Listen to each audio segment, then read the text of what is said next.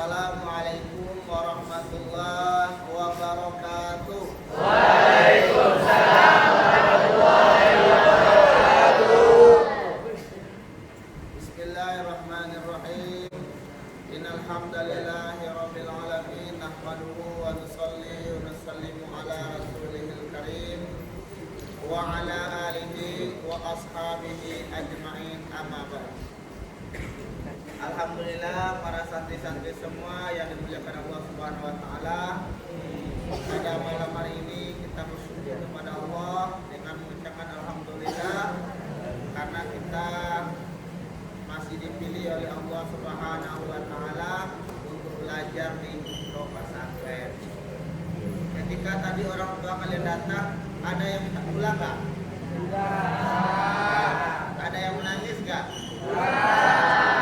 Laki-laki kita berjuang, maka jangan jadi laki-laki manja, jangan jadi laki-laki cemen, tapi harus menjadi laki-laki berjuang. Tadi Bu Sasti menyampaikan hendaknya yang laki-laki ini belajar bela diri, silat atau boxing atau tongkat, pedang, double stick, nyembur api, naga, dragon. Maksudnya apa? Agar tidak manja, agar tidak agar tidak lemah gemuk, tapi punya mental berjuang. Ini ada nih anak samurai Al-Fatih. Ya, Ustaz, dulu, nanti ceritanya setelah selawat ya. Selawat beserta salam kita hadiahkan untuk Nabi besar kita Nabi Muhammad sallallahu alaihi wasallam. Allahumma shalli ala sayyidina Muhammad. Baik, santri-santri semua, Ustaz akan membahas tentang kegiatan yang kita lakukan tadi pagi ya. Alhamdulillah tadi pagi setelah kalian berada 3 bulan ya di Pondok Pesantren An-Ni'mah, tadi kita sudah buat simaan pertama di tahun ajaran 2023-2024. Alhamdulillah ketika acara tadi saya lihat sangat banyak sekali yang ikut simaan. Ada yang 1 juz, rata-rata yang KMI, yang Usto, yang MA, rata-rata 1 juz. Tapi teman-teman kalian atau kakak-kakak kalian dari kuliah ada yang 2 juz, ada yang 3 juz, dan juga ada yang 5 juz. Karena mereka memang spesialis Al-Qur'an. Berbeda dengan kalian di KMI, kalian juga banyak belajar umum sebagaimana teman-teman kalian di luar. Kalian juga belajar diniyah, ilmu agama, kalian juga belajar tahfiz. Tapi dampaknya kalian 1 juz selama setahun itu sudah cukup, alhamdulillah. Apalagi kita dengar kemarin ada yang lebih dari target, itu luar biasa. Begitu juga dengan MA dan Usto, kalian juga belajar 50% umum, 50% agama. Kemudian juga ada tahfiz. Maka anak MA ini harus lebih semangat ya dalam menghafal Al-Quran daripada anak KMI. Anak Usto seharusnya lebih semangat menghafal Al-Quran daripada anak KMI, karena kalian lebih banyak waktu tahfiznya ya. Anak KMI tahfiznya hanya malam hari, benar nggak? Itu pun kadang-kadang ada juga nanti ada acara-acara akhirnya terundur lagi. Berbeda dengan MA dan Usto, kalian pagi ada tahfiz, kalian malam juga ada tahfiz. Bahkan pagi tahfiznya mulai dari jam 7.15 sampai jam 8.50, lumayan lama tahfiznya. Maka itu anak-anak semuanya, bagi yang telah ikut simaan tadi, alhamdulillah, dijaga hafalannya dan kedepannya lebih baik lagi, lebih banyak lagi hafalannya. Adapun anak-anak Ustaz yang belum sempat tadi simaan ya, jangan berkecil hati karena manusia tidak ada yang bodoh, tetapi punya potensi masing-masing ya. tapi kita tetap berusaha menghafal Al-Quran. Mungkin saja potensi kalian bukan di menghafal Al-Quran, tapi walaupun demikian tetap menghafal Al-Quran. Karena barang siapa yang menghafal Al-Quran kemudian dia tidak hafal-hafal, dia terus saja menghafal sampai dia meninggal dunia, maka dia nanti akan dibangkitkan sebagai seorang yang hafiz Al-Quran. Lihat dalam kitab Fadilah Amal itu terangkan. Bahkan Kiai Ustaz di Tomboro sana Al-Marhum Kiai Uzairul menyampaikan, bagi orang-orang yang menghafal Al-Quran tidak hafal-hafal, kemudian dia meninggal dunia dalam keadaan menghafal, ya, nanti di kuburannya Allah jadikan madrasah tahfiz, malaikat yang mengajarkan Al-Quran, ya.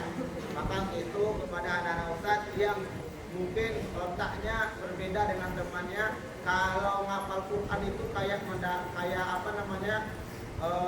kayak menggendong atau membawa padi atau beras 5 karung biasanya beratnya. Tapi kalau olahraga, dia nomor 1. Kalau bela diri dia nomor 1. Berarti potensinya di bela diri, ya. Tetapi walaupun kalian potensi di bela diri, tetap menghafal Al-Quran. Karena kalaupun tidak hafal-hafal, kalau meninggal dunia menjadi hafiz Al-Quran. Nah, jadi gitu orang Ustaz, ya. Terus bagaimana dengan santri-santri baru? Kami santri-santri baru, Ustaz, kami belum boleh menghafal bersabar. Karena dalam program tahfizul Quran yang paling utama itu adalah pandai membacanya dengan benar atau dengan tajwid. Itu yang pertama.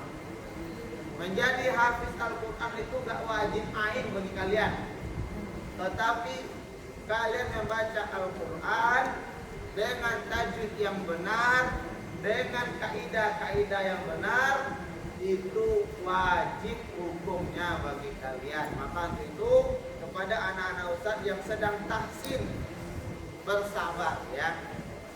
Seperti anak-anak MA kelas 10, ada berapa orang yang sudah bolehkan menghafal, ada berapa orang yang masih tahsin. Tapi alhamdulillah Ustaz perkembangan bacanya luar biasa, ya.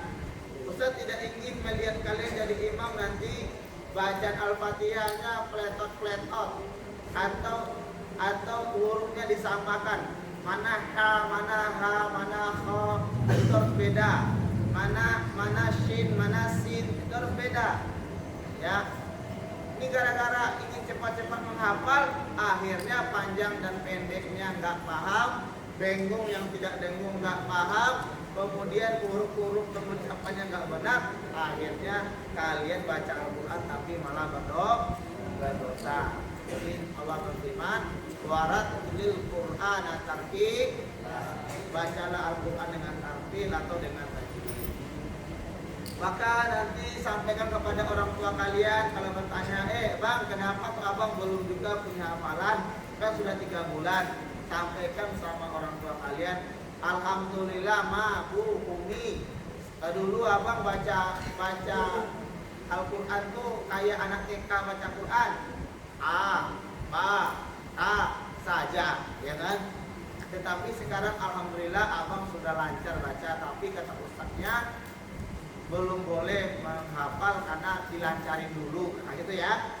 Nah, jadi membaca Al-Quran yang benar itu lebih utama daripada menghafal, tapi bacanya nggak benar. Tetapi kalau bacanya sudah benar, nanti menghafal baru alhamdulillah. Dulu banyak yang saya dapati ketika saya baru datang ke sini dulu, katanya hafalannya sudah 1 juz, katanya sudah 2 juz, katanya 3 juz. Suruh baca juz amma, lah ini baca lah ini tunjuknya. Bagaimana ceritanya nih? Oh ternyata ngapalnya sepenak dewe, ya kan? Maka itu kepada anak semuanya, mari kita semangat menghafal Al-Quran. Ya, kalau fadilahnya nggak usah ulang-ulang lagi, kalian udah paham semua kan? Nah, bagaimana caranya kalian itu bisa mendapatkan hafalan itu yang mudah? Bagaimana agar kalian itu menghafal Al-Quran tidak jadi beban? Caranya, mana caranya? Caranya deh, belum paham, belum tahu ya? Ya, yang lama-lama di sini gimana cara kata Ustaz kemarin? Kalau tidak nanti menghafal Al-Quran itu jadi beban bagi kalian. Bisa-bisa otak kalian keriting nanti, ya kan? Kalau kalian nggak ikuti cara ini, caranya adalah kalian persiapan hafalan di luar halaqah tahfiz, ya. Halaqah tahfiz bagi jam A, kuliah sama Usto itu di pagi hari hafalan, yaitu jam 7.15 sampai 8.50 untuk kalian bisa mendapatkan hafalan di pagi itu. Kalian mencari hafalannya bukan di pagi itu, tapi mencarinya kapan? Nah, mencarinya ketika menunggu sholat, dibaca-baca dulu. Misalnya siapa namanya dek? Hafiz, anak mama Hafiz tuh. Dia ada Quran itu, ya kan? Contoh Hafiz ini kemarin dia minta sama Ustaz, boleh nggak saya tasin Ustaz? Monggo, silakan laporan sama Ustaznya. Ya Hafiz ya, boleh saya setoran Ustaz? Monggo. Nah, Ustaz senang itu. Orang kalau Ustaz senang tuh orang minta setoran. Ini malah disuruh setoran nggak store, kayaknya berdiri, ya kan? Nah, jadi caranya mencari hafalan di luar halaqah tahfiz. Menunggu sholat itu kan panjang waktunya tuh, ya kan? Nah, digunakan waktu itu dibaca aja dulu. Misalnya kemampuan kita diukur. Misalnya Hafiz kemampuannya baru bisa setengah halaman menghafal. Maka 5 waktu tadi kalian nunggu sholat, kalian ulang-ulang aja tuh. Misalnya amma yatasaalun anin naba'il azim alladzi sampai setengah, nanti ulang lagi. Kalau sistem yang Ustaz ajarkan kepada normalnya santri, hafalan yang akan distorkan tuh dibaca 40 kali dulu. Berapa kali? 40 kali. Maka kalian hitung kemampuan kalian. Otak saya ini kira-kira otak fotografer atau otak ikan betok? Ikan betok nggak? Kalau bahasa Minangnya ikalawak uyuh namanya. Bulu nggak? Kepalanya keras, tapi isinya kotoran manusia. Tapi itu istilah Minang ya. Tapi kalian nggak seperti itulah ya. Nah, maksudnya apa? Ada otak fotografer tuh nggak? Oh. Sekali cepet, sekali lihat langsung rekam semuanya, ya kan? Kayak kamera ini contohnya. Kalau kalian bertanya nih apa saya sampaikan tadi lupa kan? Tapi ikut aja sama kamera tuh, lengkap dia bisa menyampaikan tuh, ya kan? Berapa kali pun diulang dia siap mengulangi. Nah, itu otak fotografer namanya. Ya.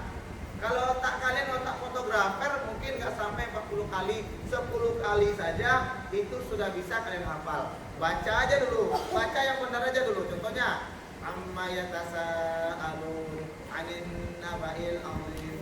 Bacanya harus benar, jangan cepat-cepat. Setelah sekali hitung, kalau bisa kalian hitung pakai tulisan di buku kalian. Ulang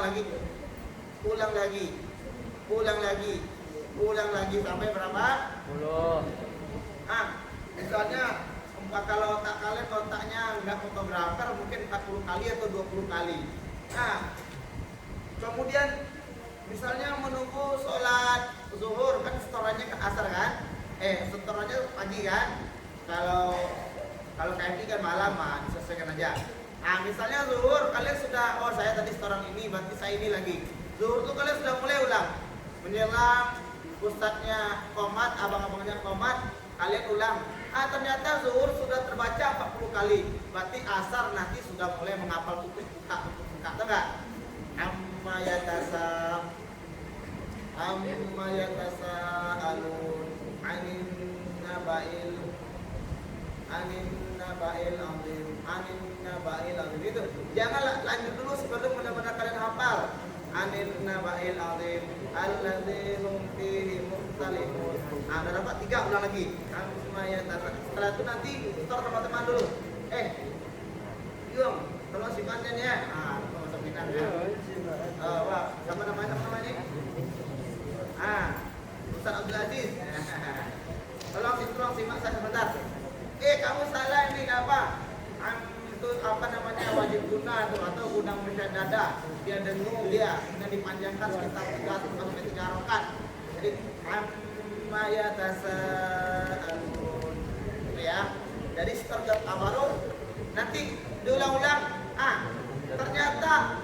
Karena kalian ulang-ulang ternyata makin hafal, gak lancar. Nah, besok ketika di halako tuh maju paling duluan. Kenapa? Udah hafal. Ini udah Ustaz harus nikmat ya. Ustaz dulu itu cara ngapal Quran. Jadi ketika masuk halako langsung ke dulu restoran. Ya, karena apa? Ingin setoran banyak. Nah, jadi itu cara Ustaz dulu ngapal, dicari di luar itu. Jadi kita sudah dapat hafalan kita sebelum masuk halako. Ketika sudah sampai di halako, baru setoran. Kalau Ustaz dulu boleh setor berkali-kali. Jadi kadang-kadang Ustaz bisa setor tuh seperempat juz sekali setor. Tapi tidak sekali setor, sekali halako maksudnya. Maju, dapat dua lembar dulu, mundur lagi belakang, lancarin dulu. Maju lagi, dapat lagi 2 lembar, mundur belakang. Maju lagi, dapat 1 pojok. Jadi 5 pojok sekali setor. Tapi nggak istiqomah, kadang-kadang ada juga 1 pojok, kadang 2 pojok. Jadi kemampuan dia Ustaz dulu dalam satu rata-rata dapat 2 pojok minimal. Kalau kadang-kadang sampai 5 pojok. Kenapa? Cari hafalannya di luar. Kemudian setelah didapatkan ketika menunggu sholat malam hari tadi, kalian hukum diri kalian, saya tidak akan tidur sebelum ini lancar. Maka malam itu diulang. Akan ada waktu tuh jam berapa tuh? Udah 10 ya? Itu udah tidur semua ya? Ada main-main juga? Ya kalau gitu kalau cepat tidur, berarti nanti bangunnya awal. Kalau Ustaz di Tomboro itu tidurnya jam 10:30. Bagi yang mau murojaah Quran itu dibolehkan di masjid, tidak boleh di kamar. Ada lampu khususnya, cuma izin kepada keamanan, dipantau oleh keamanan itu kalau di Tomboro. Tapi di sini jangan dulu lah, karena masing-masing pondok itu ada aturannya. Kalau Ustaz di Tomboro gitu, jadi jam 10 selesai program, setengah jam ngopi. Setengah jam ngopi di kantin di kafe pondok. Ada kopi hitam, ada kopi cappuccino, ada teh, kemudian ada bakso, lengkap. Jadi harapan saya juga gitu nanti itu kafe itu siapkan kemarin agar orang AM itu agar bikin kopi di sana. Bikin ada kopi, ada bakso, ada mie ayam gitu. Jadi enjoy mondok tuh ya kan? Bisa cerita-cerita. Kamu tadi diantar apa sampai saya renang padang? Ya. Tapi sekarang ikuti aja peraturan, cuma niat besar nanti ke depannya kalian mungkin selesai program itu jam 10 kurang 15 menit muhasabah. Selanjutnya itu boleh jajan dulu sampai jam 11 baru tidur. Tapi wajib tidur itu. Itu nanti usah ke depan, tapi belum diputuskan ya. Itu baru rencana. Tetapi harus ada disiapkan di ayam itu kopi, disiapkan mie ayam, nasi goreng, ya kan? Agar bisa jadi cerita-cerita kalian yang tertangguh di masjid itu dilampiaskan di sana. Baru di masjid fokus ngapal Quran lagi, ya kan? Nanti bangunnya awal. Orang bangun jam berapa? Setengah. Kalian jam 3 itu udah bangun kalau bisa, kalau kalian memang ingin melancarkan Quran. Ya, tak perlu bangun, mandi, ganti kan? Mandi, kemudian langsung ke masjid. Biasanya abang-abang SD kalian sama pusat keamanan kan membangunkan itu sampai jam 4 kan? Dapat 1 jam kalian waktu di masjid. Ya, kan sholat tahajud berjamaah itu mulainya kan jam 4 kan? Habis itu isi gosah. Dapat waktu 1 ya, itu kalau kalian benar-benar orang yang mau jadi hafiz Quran. Tapi kalau tidak seperti itu, nanti otak kalian keriting, nanti lama-lama kalian itu malas ngapal Quran atau takut ngapal Quran. Ingat kata Ustaz ya, kalau kalian mencari hafalan di dalam halaqah, lama-lama nanti menghafal Al-Quran menjadi beban berat bagi kalian. Lama-lama tuh kalian benci menghafal Quran. Benar nggak? Apalagi ustaznya gak garang dikit, gak setoran, disuruh berdiri, gak setoran disuruh push up. Lama-lama kalian tuh mau lari ya jadi halaqah. Kenapa? Salah siapa? Salah sendiri. Ya, itu sedikit. Kemudian juga kita sedang membudayakan menghafal hadis. Jadi mungkin kalau kepala kalian agak keriting menghafal Quran, mungkin dihafal hadis ada potensi kalian. Juga menghafal hadis. Nah, orang hafal Quran itu udah banyak sekarang, tapi hafal hadis sangat sedikit. Minimal kalian hafal dulu hadis mi'ah dulu, tapi benar-benar lancar. Adibu auladakum ala salati bisolin. Terus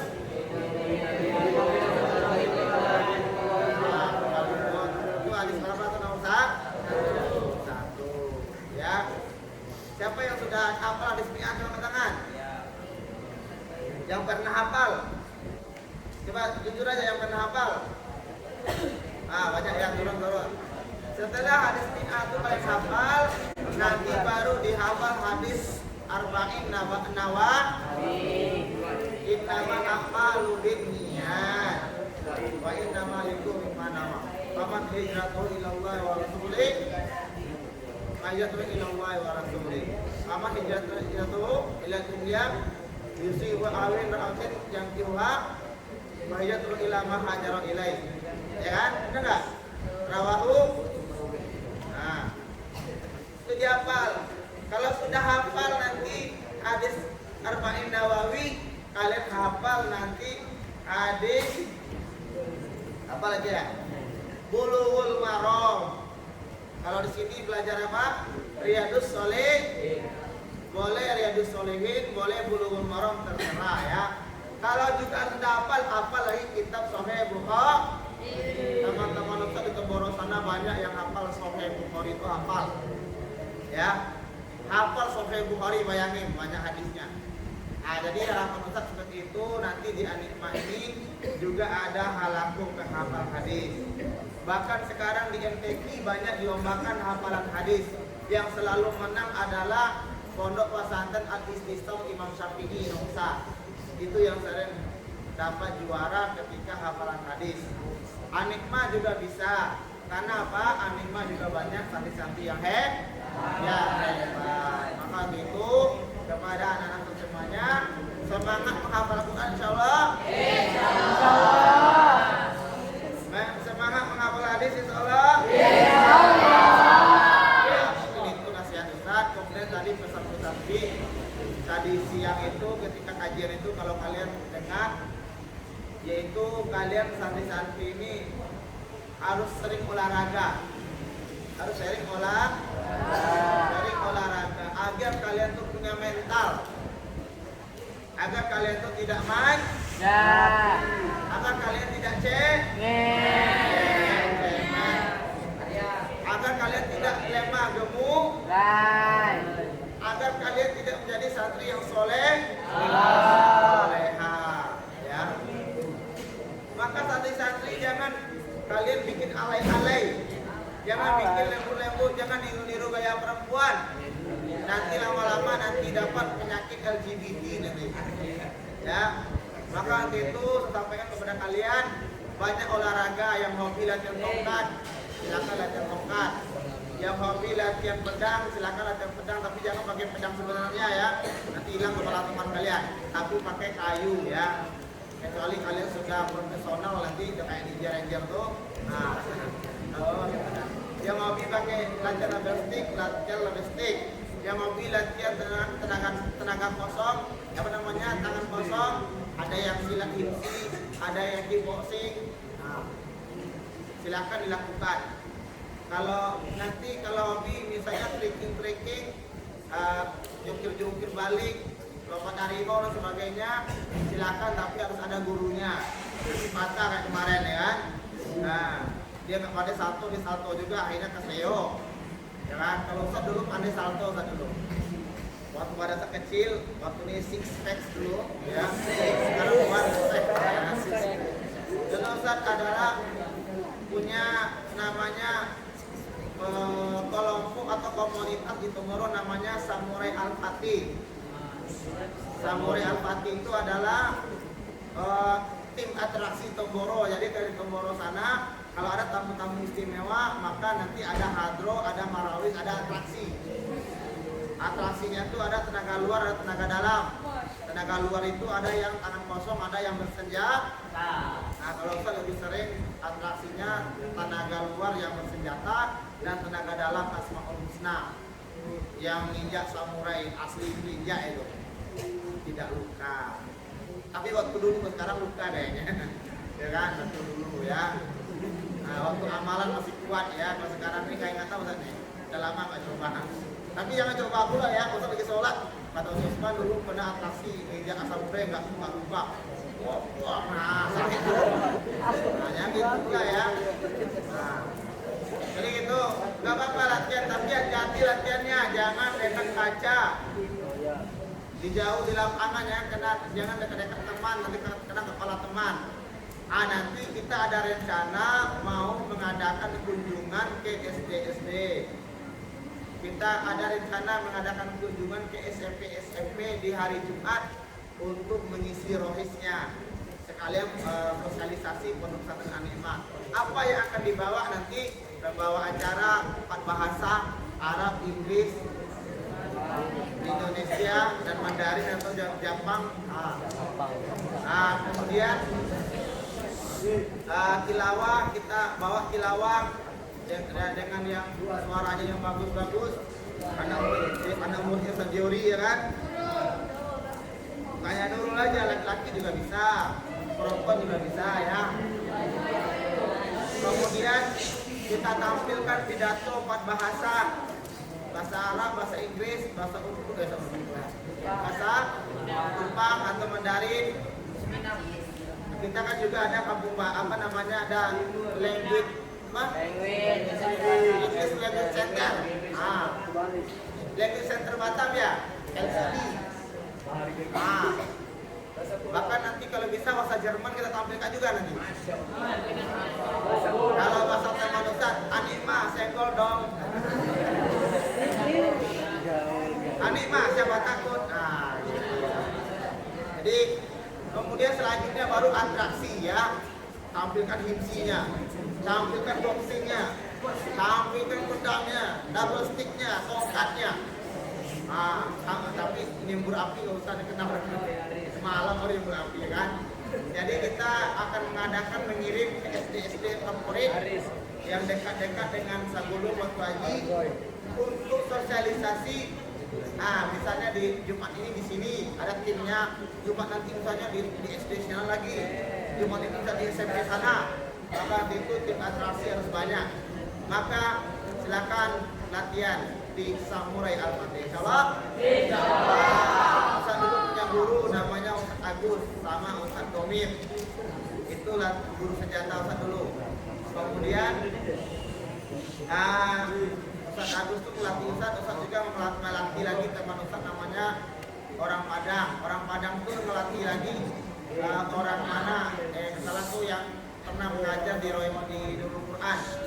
Yang Nurul Quran itu melatih bang siapa namanya? Bang Purota. Ya, di Purota itu apa namanya? Cucu lah dari Ustaz ini, ya kan? Jadi Ustaz ngelatih guru-gurunya Purota dulu. Ya, dan dulu Ustaz paling suka latihan senjata. Kalau sudah hari Ahad, kalau sudah hari libur, pada Tomoro liburnya Kamis. Dari pagi sampai zuhur itu kami latihan aja tuh. Latihan senjata, latihan salto, latihan ini. Jadi mudah enak salto tuh deh. Salto tuh enak mudah caranya. Tapi jangan coba-coba tanpa guru ya. Tanpa guru nanti papi belum bisa sampai ke muka kalian nanti, ya kan? Ada yang namanya ada nama butterfly, ada nama aerial, banyak macamnya kayaknya. Ada yang namanya koprol, ada yang koprol satu tangan, ada koprol lepas tangan, ada aerial 2 tangan, aerial 1 tangan, aerial setengah tangan, ada aerial lepas. Banyak itu. Yang atraksi itu ada yang salto berkali-kali. Kan keren kan? Kalau dulu nggak salah yang bisa abang siapa nih? Namanya? Abang Samsul dulu yang bisa. Kamu bisa nggak? Bisa. Nah, kemudian juga Ustaz Rifki juga bisa dulu Ustaz Rifki. Sama-sama lagi doa kita. Ya, kalau tahun kemarin banyak yang pendekar sekarang kalau yang MBS semua nih. Mana ceritanya? Ya, insyaallah semangat insyaallah ya. Bahkan harapan Ustaz ke depannya ada asar tuh habis kajian sore itu ada program lagi kecuali olahraga atau latihan pedang atau main bola atau main futsal sehingga kita tuh sehat ya kan. Selamat semuanya. Semangat insya Allah. Kita positif thinking. Insya Allah sebentar lagi Santri Anima akan banyak lagi. Amin. Akan juara-juara akan banyak lagi diambil oleh Santri Anima. Amin. Barangkali itu saja semangat dari Ustaz. Semuanya kita harus semangat, anak-anak muda harus semangat, jangan sampai loyo-loyo. IST semangat, abang-abang IST kalian luar biasa nih, semangat. Semoga semangat sampai akhir, jangan awal-awal saja. Setelah ini langsung belajar malam ya, karena tadi kalian sudah capek ya. Tadi ada acara 2 kali ya, pagi, sore, ketemu orang tua juga, nggak istirahat mungkin. Setelah ini langsung belajar malam. Ini sengaja saya lamakan tausiahnya karena tidak ada tahfiz malam ini ya. Kalau untuk sesi selanjutnya ada, tapi ini di off dulu tahfiznya karena tadi udah capek di siangnya. Silakan belajar malam langsung. Nanti setelah habis belajar malam langsung istirahat setelah muhasabah insyaallah.